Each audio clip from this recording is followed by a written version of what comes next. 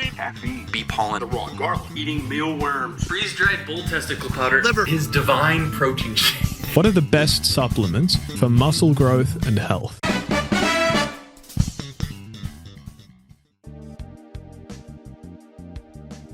Well, they should put creatine in the water. Truly, everyone should take creatine for everything. Any particular variety you like? Monohydrate? Whatever's cheap. Like, the new monohydrates work as well as anything else. Only exception, I would say, is that some people still get gastric upset from it, and the micronized creatine can be beneficial, although I think that's a dose thing, right? So, again, I'm old, and I was there in the earliest days. The early creatines were terrible. They were this thick, granular powder. The first time I took creatine, I lost like 5 pounds because I took 20 grams a day, and it was coming out of both ends for me. Like, I couldn't eat, and it was awful. The newer creatine monohydrates are cheap and bulk and mix really well. That was not the case. I would only say that you don't have to load. Like that, back in the day, we did 20 grams a day for 5 days. It was brutal. But whether you take 20 grams a day for 5 days, 10 grams a day for 10 days, or 3 grams a day for a month, you end up with saturated stores. So what I usually tell most people, there's some number, it's like 0.15 grams per kilo or some shit like that. I don't pay any attention to it. Just 3 grams if you're little and 5 grams if you're big. Put it in your protein drink. Done. Move on with your life. And why? Why do you rate creatine so highly? Well, it does everything. That's like not a joke. It increases muscle creatine stores, which gives you increased short-term energy production. So you get, an extra rep or 2 here and there. It can increase strength, probably by pulling water into the tissue. By improving muscular energetics, probably helps with general protein synthesis. Don't swear me to that. It's involved in brain metabolism. There's been some preliminary work that it can help with depression by raising brain creatine levels. It's critically important for various women's health issues throughout the lifespan, which I talk about in the women's book, which can be had at my book, store.bodyrecomposition.com. Coupon code Mike has no tan, 10% off of all books. Creatine is a very sort of ubiquitous, energetic compound in the body. Like, yeah, we think of it as being muscular, and it is, but it is involved in energy production all over the body and in the brain. It just does everything. It's cheap as chips. We've got decades of research on it. We know it's safe. Like I said, that they should put it in the water supply.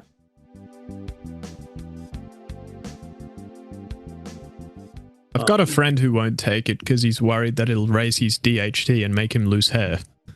Yeah, if you get bored, go to r/Tressless. That comes up every few days. Oh, yeah? There was like one study back in the day that DHT went up a little bit. I don't see why that would be the case. But people have used creatine for decades. If there's been an increase in hair loss, I sure haven't heard about it. And just in case it's unclear to viewers, DHT stands for dihydrotestosterone, and it's an androgen.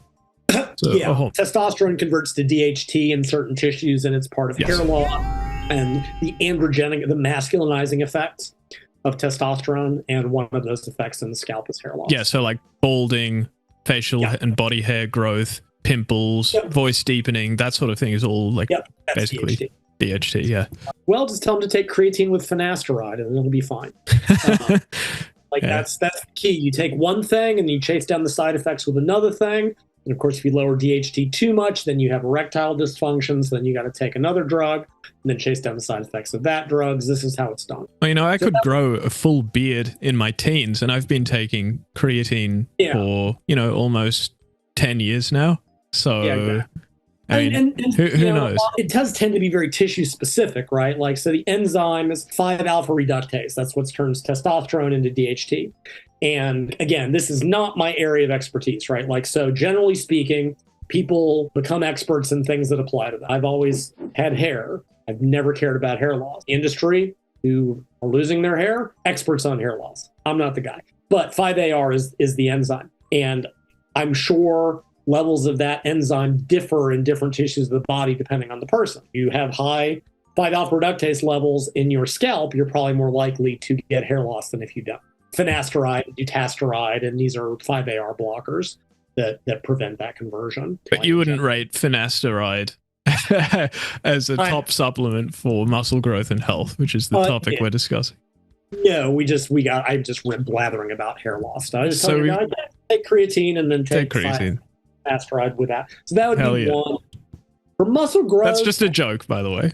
Yeah. Yeah. As far as other supplements for muscle growth, I know a lot of people got on some of the with citrulline and beta alanine and some of those things. Those are mainly buffers. If you're doing high rep work, they might let you get an extra rep or two. I tend to think of them more as for performance, for like athletes who need that extra little bit of buffering. For actual muscle growth, are we going to consider protein powder a supplement? Is that a food? I don't know what you classify it as. I classify it as food. I don't like thinking of it as a supplement. Exactly. It's an ultra-processed food, but a food nonetheless. Sure, but it's still technically food. What should you look for in a protein powder? I guess given the whole amino spiking thing, that it has what it claims to contain. There was an issue in the 2000s. It might still be called amino spiking, where people were taking cheap protein but throwing specific aminos at it so that on a mass spec it would give a better rating than it actually was. This is a big issue in the 2000s. I don't know if it still is, but again, stick with, well-known brands that have been around for a while and you'll probably be okay with that. You see something that is 50% cheaper than everything else, it probably doesn't contain what it contains. And you may want to check the amino acid profile to make sure that it contains, for example, leucine in similar quantities to standard whey and casein protein powders. I just buy basic Costco whey protein. I know a lot of people get super twisted about, whey concentrate and whey isolate and this and that and the other. And even though I wrote a book on protein, coupon code Mike has no tan, 10% off of all books. Whey is good. It's fast. Casein is good because it's slow. Milk protein isolate is a mix of the two. I take whey protein and just mix it in milk and move on with my life. There's lots of vegetarian proteins for people that want that. Pea and rice and soy and all that sort of stuff. Some people can't handle whey because of the dairy. Some of them are lactose removed. Others aren't. Again, I don't really keep up. You can get the ones with the mixes, like True Protein, which is great. It's super overpriced right now. Whey protein is expensive right now. Mainly because of y'all. It's because of all whey protein comes from Australia, and there's something. Wrecked, idiot. Huh? Wrecked. What's that? Wrecked, exactly. And prices went way up a while back and kind of never came back down. Australia is a massive agricultural exporter. Yeah. And education now, that's our number one export. But let's not get off topic. Yeah.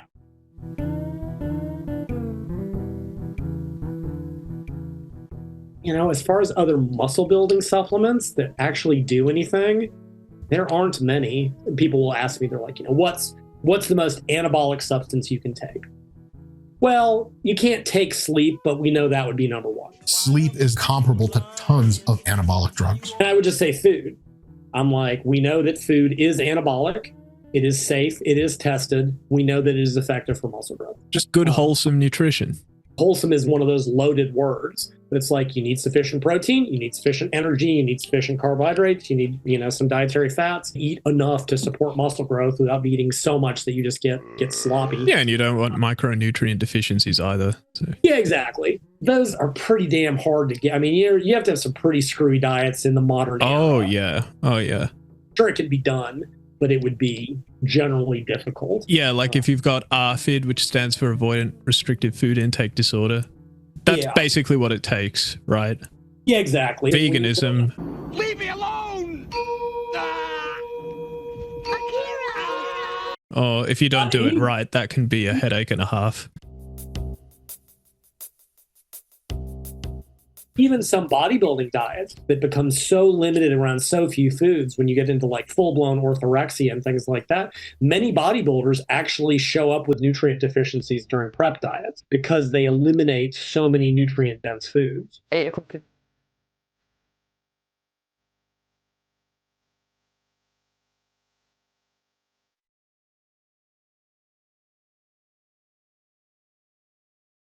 $4 just before I train. I'll have fish and a rice cake. I'll train.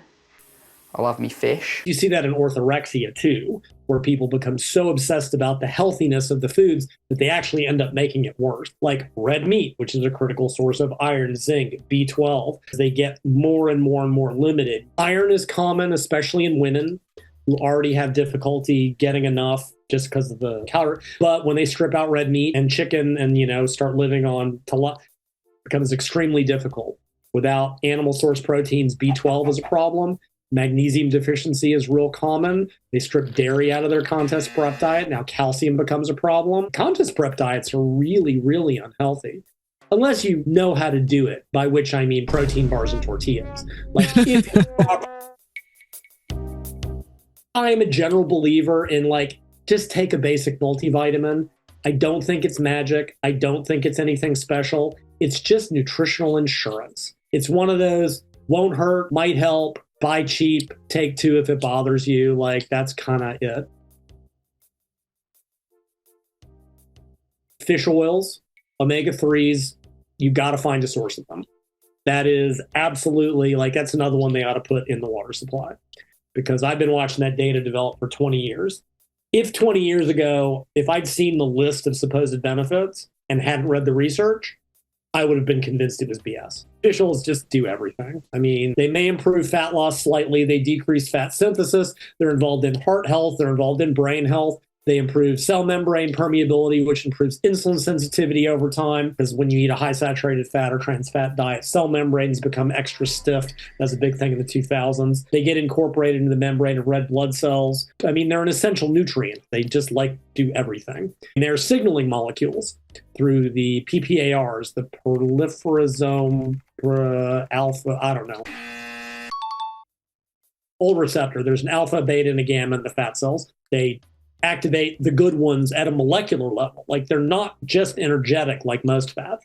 They're actually a signaling nutrient, and they just do everything. And you 1.8 grams of EPA and DHA combined per day? Between 1.8 to 3. 1.8 to 3.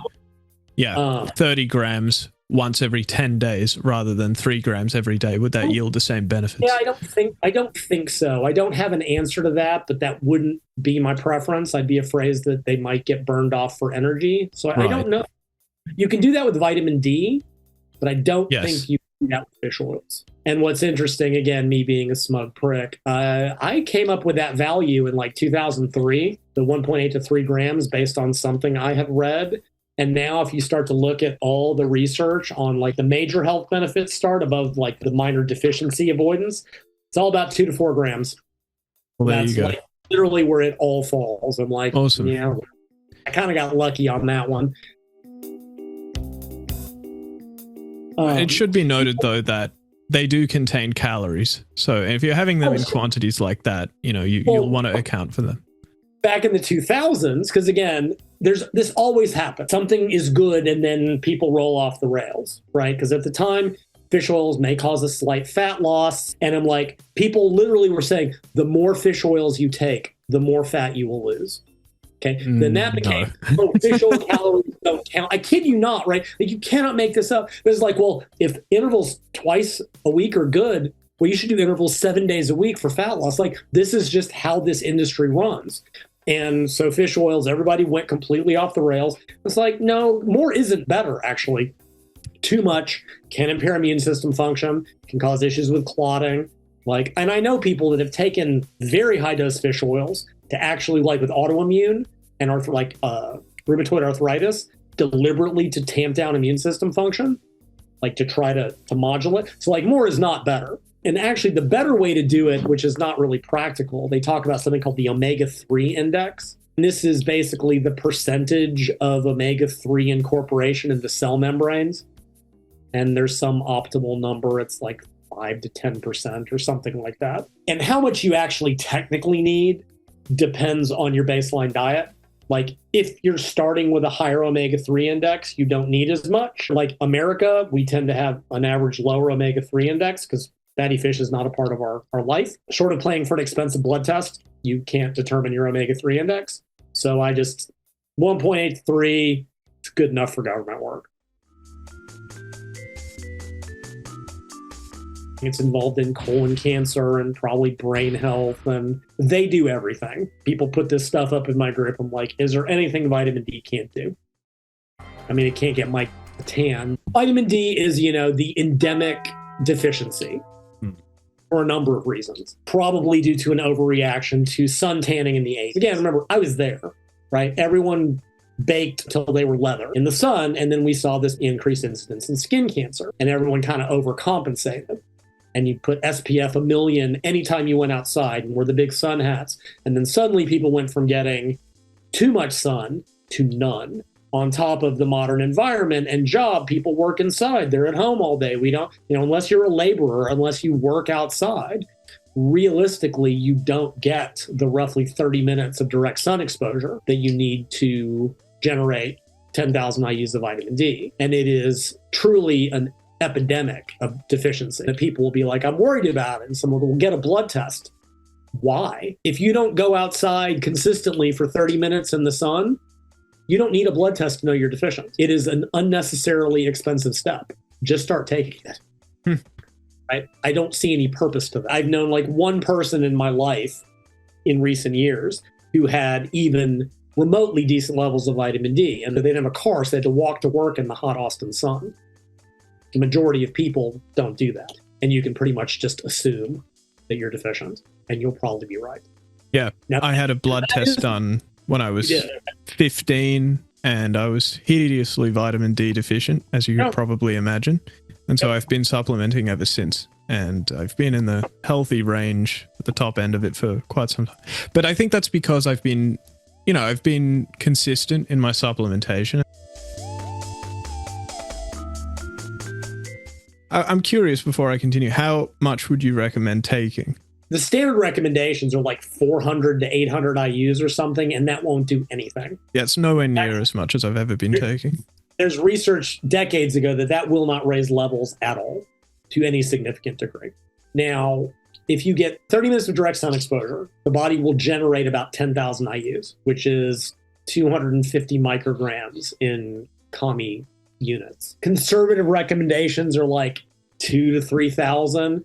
I tend to just go take 5 for most people, 5,000 IUs a day, which is 125 micrograms. If the body makes 10,000 with sun exposure, I find it difficult logically, and you can tell me which logical fallacy this is. I find it difficult to see why taking that much would be problematic. All right, which one is it? Because I'm sure there's one. It's not an appeal to nature, but it's got to be something like that. I'm pretty well versed in my fallacies, and I can't identify one that conforms. I mean, in a sense, I can see where they're like, the logic is, well, if the body already makes that much, it must be safe to take that much. And that's probably not quite, but I don't see why that would be a problem any more than the body making it, unless it's somehow being processed or utilized differently. So it takes 100 IUs to raise blood levels by 1 nanogram per deciliter. 30 or less is considered deficient.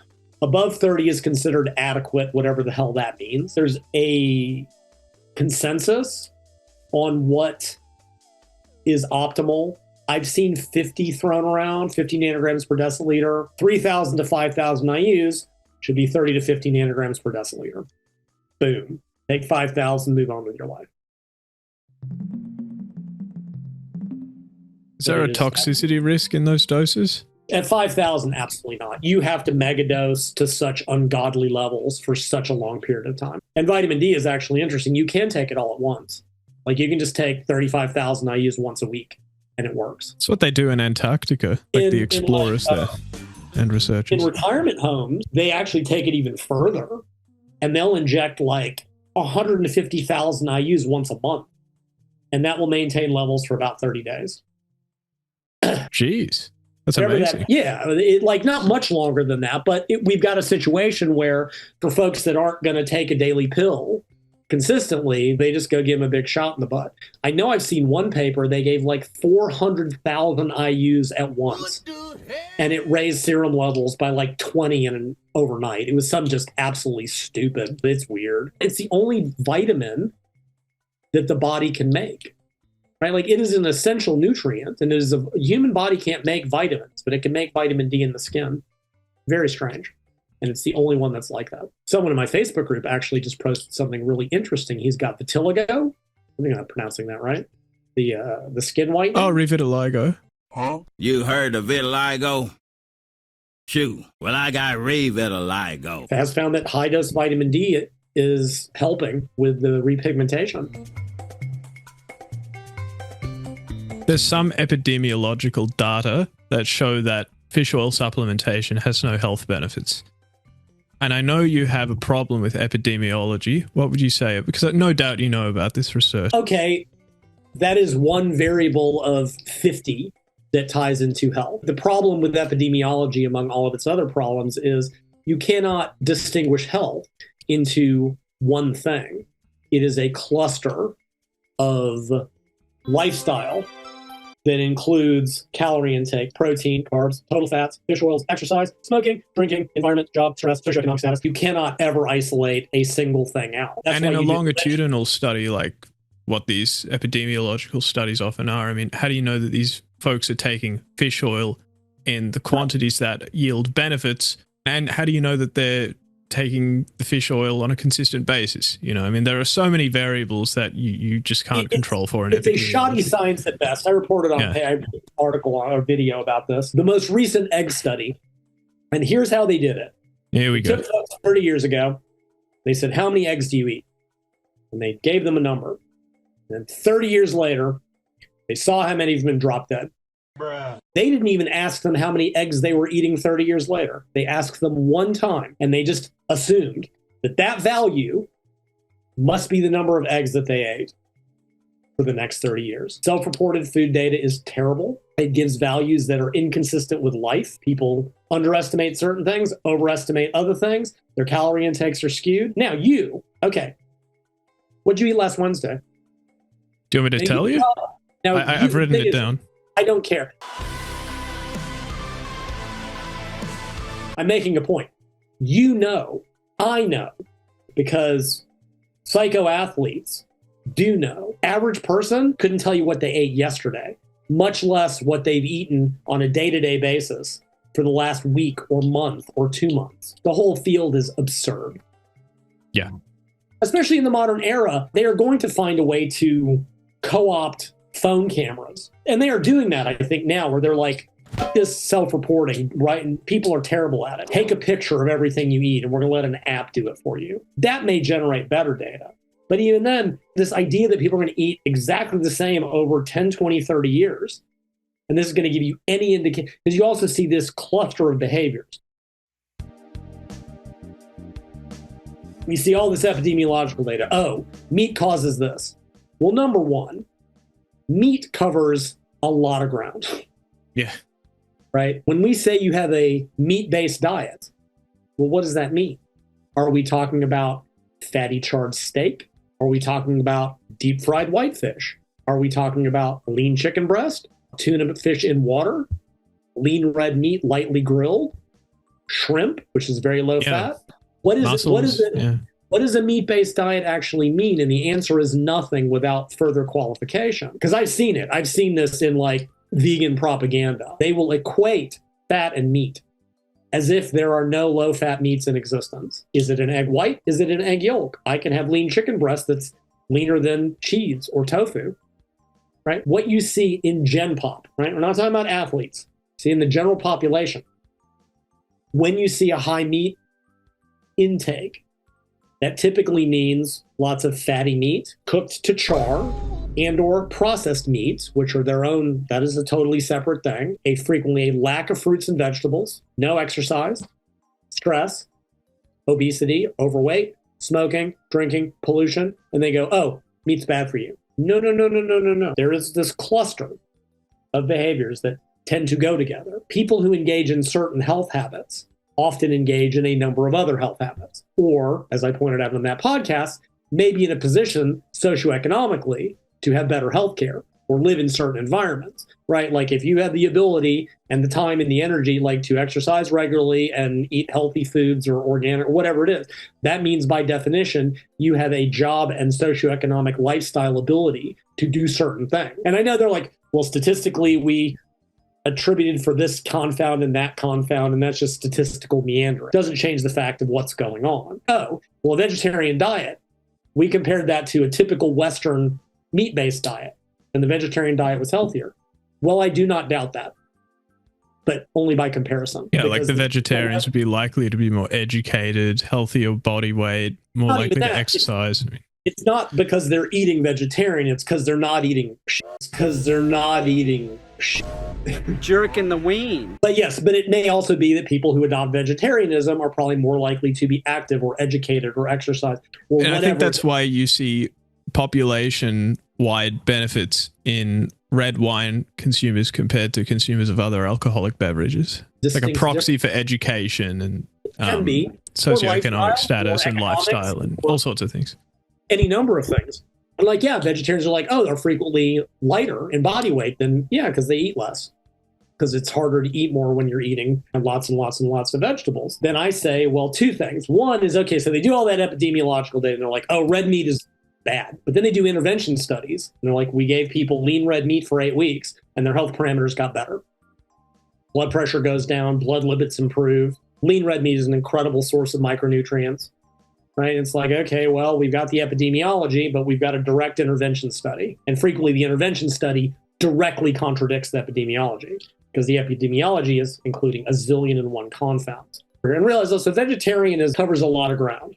That can mean a lot of different it could be lacto-ovo. It could be... Some eat chicken, some eat fish. It depends on where they want to draw that line in the sand. And I go, fine, compare both of these to a typical athletic diet.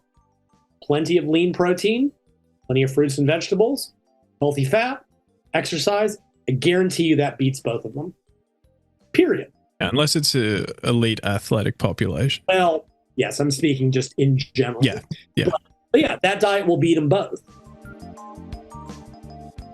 As far as other muscle building supplements, there's just, I mean, I've seen it all over 30 years. I've seen it all come and go. And really nothing has maintained. You can always tell if something is kind of effective because 20 years later, it'll still be around. And 20, 30 years later, 99.9% of what has ever been released what fell by the wayside. Okay, early supplements are brilliant. Oh my God, the stuff they used to sell. And one of them was Royal Jelly, which is the stuff that the Queen Bee makes. And I kid you not, the ads were basically like, this jelly is what makes the Queen Bee grow to her enormous size. Ergo, it will help you grow. Kid you not. That's phenomenal. We had ferulic acid, frac, boron was a thing because some studies showed that boron raised testosterone in postmenopausal women. So boron was a testosterone booster for a little while. Probably still in some of this product. Hongat, Ali, and all those products, and that maybe raised testosterone a little bit. Oh yeah, it's. I've watched it all. Ecdysterone, that was the stuff that found in when it makes bugs molt. The Russians were big into that. Velvet deer antler, because that's the stuff that makes deer antlers grow big and strong. Like you can't make this up. This is the supplement industry. I always wanted to do a mother's milk protein. I got great ideas that I never act on, like all kinds of crazy stuff. And one of them was mother's milk protein. And the ad copy was going to be, have you ever seen how fast babies grow? Wow. Babies double their body weight in a matter of weeks. Clearly, mother's milk is anabolic. Well, there are some bodybuilders who drink it, like Sadiq Hadzovic. Oh, no, like I said, this was me 15, 20 years ago being stupid without realizing that I could have made a lot of money. So here's how I was telling my mother's milk protein. It was going to come in a container. It was going to be shaped like a boob with a nipple. And dudes would go into the store and unconsciously be like, I must have it. Like they wouldn't know why deep down, but there'd be that part of their brain that'd just be like, must have it. That about wraps everything up. Yeah. So it was basically just creatine, citrulline malate. Maybe. I mean, whey, casein. Yeah, maybe to citrulline malate and fish oil, vitamin D. That's about it.